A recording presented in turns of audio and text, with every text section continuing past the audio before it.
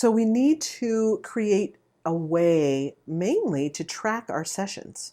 So really, for the viewer's sake, the only reason for having coordinates is so that your pen is moving on the paper and you can slide right in to writing an ideogram. I've used people's first names as coordinates before. So for me, as far as a viewer, of the role of the viewer, I don't really care what the coordinates are. They just, somebody tells me, here's your coordinates, and I just write them down. However, if you are a project manager or a director, and you have to keep track of the viewer sessions, or even for your own filing system as a viewer, you want to make sure that you never throw a session away and you keep all your sessions. I like getting an inexpensive filing cabinet. If money's an issue, you can usually find them really cheap on Craigslist or at garage sales. Just an inexpensive 2-drawer filing cabinet, and then just buy a box of files, and just buy a box of hanging files, and then make each hanging file like a month's worth of sessions for you. So just buy a package of hanging files and a package of manila folders, and you can create your own filing system where each session you do goes into a folder. Now, for some of you, you might say, Lori, first of all, I live in a tiny apartment. I don't have room for filing cabinets. I don't want to kill trees, and I don't want to have all that paper to keep track of. And that's totally fine. I'm kind of old school, and I like having paper, sorry, but I do. And I have 6 drawers of filing cabinets. But the thing about it is, sessions are important. So if you don't want the paper and you don't have room for the space, you don't have the space to keep your stuff, that's okay. What you can do is maybe you have a tablet. Nowadays they're coming out with lots of amazing tablets and lots of different types of inexpensive laptops that have the folding tops, that you can flip over like a tablet and use them like a tablet. And those work great. I have an iPad Pro that I do sessions on. So you can do sessions on tablets or iPads, or this new thing that's supposed to feel just like paper, and it's just like writing on paper. And the thing about that thing is expensive, though. It's like $800, and I can't remember the name of it.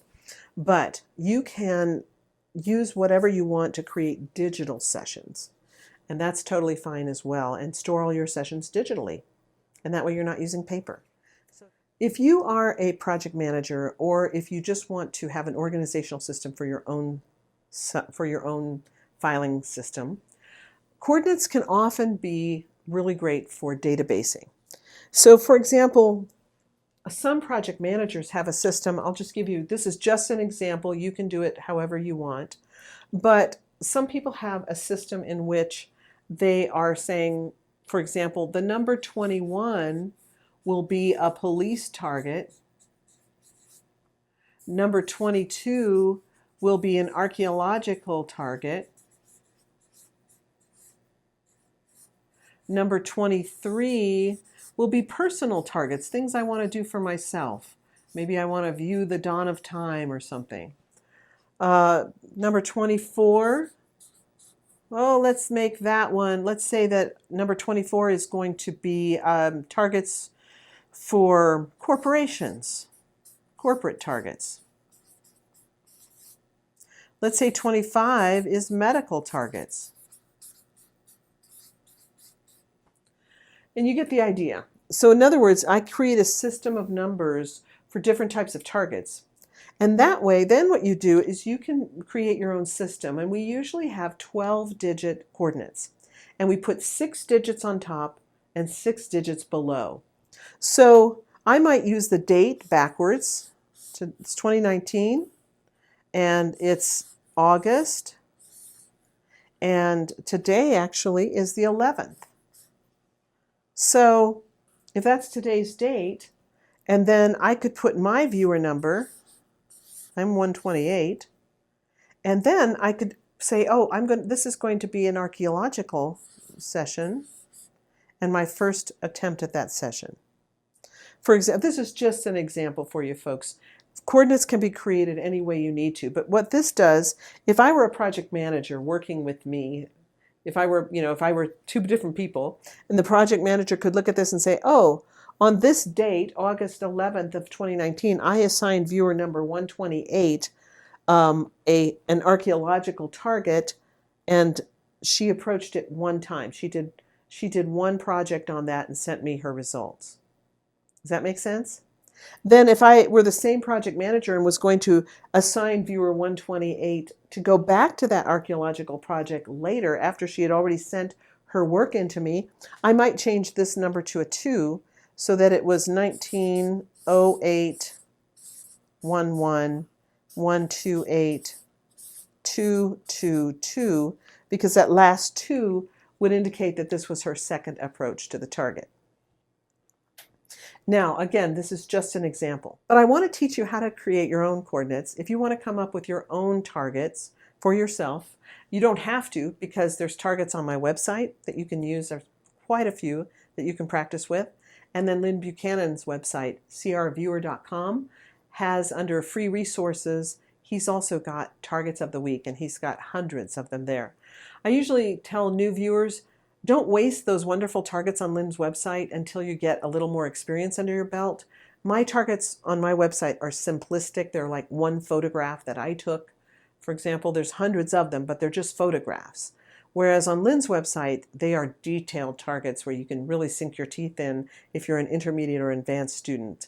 So I always say, start with the ones on mine and wait until you get a little more advanced before you jump into Lynn's. But all of those targets on both Lynn's website and on my website have the coordinates already assigned. They give you a 6-digit number. So let's say you go to my website and you see something that looks like this. So that means I put this target together in 2009, January 22nd, and you only get 6 numbers. So you would then put your own viewer number next. So let's say you chose the viewer number of DS1, and that's your viewer number. Then you would just put 011. He asks, what is that 011 for? The 011 would tell anybody who looked at this that this was your first target of the day, 01. It's a 2-digit number. I guess in case you ever wanted to do 10 targets in one day. But so you have 01 and then your first attempt at the target. However, that confuses people because they say, well, then if I get up and go to the bathroom and come back, is that my second attempt? And the answer is no. Once you've established this, this becomes that target's address in time space. And you would not change any of this at all, even if you take a month-long break and go back to keep remote viewing that same target. It's going to stay the same. We only really use this when we're doing operational stuff. So as long as you're practicing, don't worry about this last one. Just keep it there. It's just easier that way. When you get into operations, you might turn in a session and think you're done with it, and then they come back and retask you later on the same thing, and then that would become a 2. And this 01, for me anyway, this is the way I do my coordinates. Other teachers do theirs totally differently. So I'm teaching you my method, okay? But in the 01 here, that also usually doesn't change unless you're really a go-getter and you're doing several sessions in one day. So if this is your first session of the day, it would be 01. If you then chose another target and wanted to do a different target, this would change to an 02. But this number on top would change depending on if you are using, for example, the practice targets on my website. You would choose a different target. This top 6 numbers would change, and then you would have your same DS1 if that's your viewer number, but this would be your second target of the day. So this would be a 02 and then a 1.